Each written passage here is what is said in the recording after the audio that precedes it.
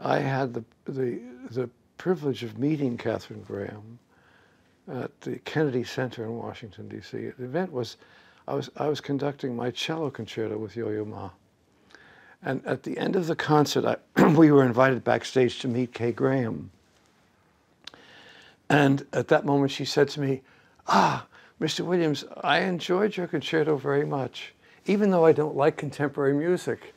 So I took that to mean my music was not very contemporary. I think she meant it to be a compliment.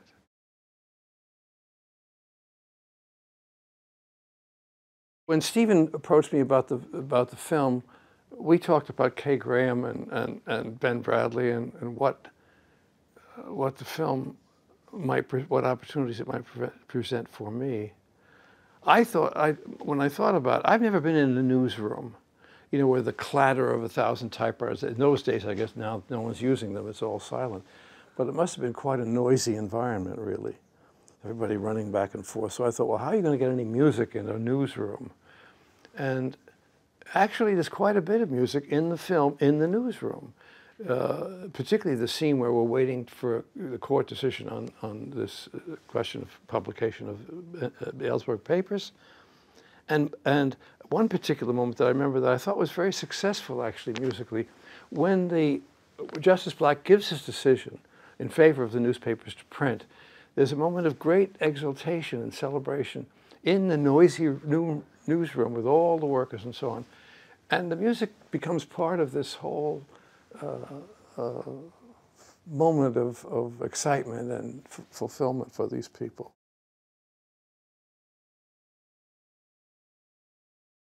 Among other things, this film, The Post, has, to my eye and ear, perfect performance by Meryl Streep. There isn't a syllable, I don't think, or an eye gesture or a movement that isn't pretty much right on that character. So unified, so crystallized,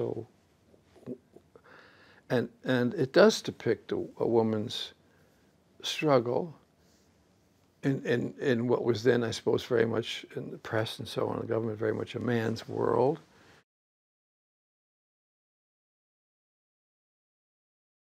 What a privilege to have Steven Spielberg and Tom Hanks and Meryl Streep in a piece like this, to be able to contribute what music I could. I love doing it.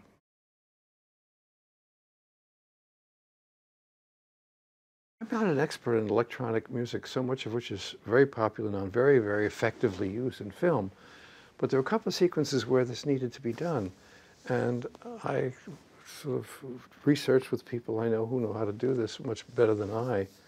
And we used a couple of scenes have very light computerized electronic effects, which are used in many people's hands very brilliantly.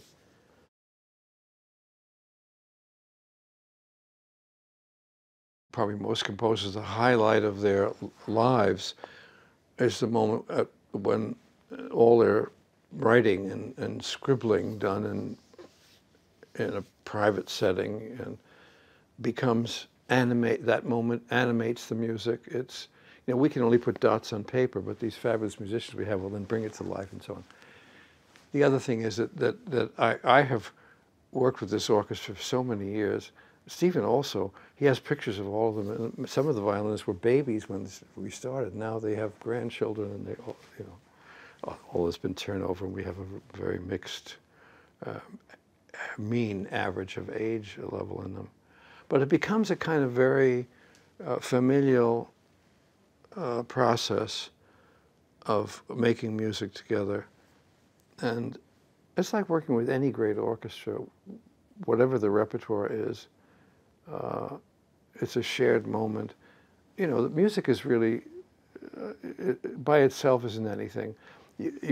We have to have the composer, and then we have to have the orchestra or chorus, and then but then thirdly, we have to have the audience to be bring this whole thing, to make the thing that is music.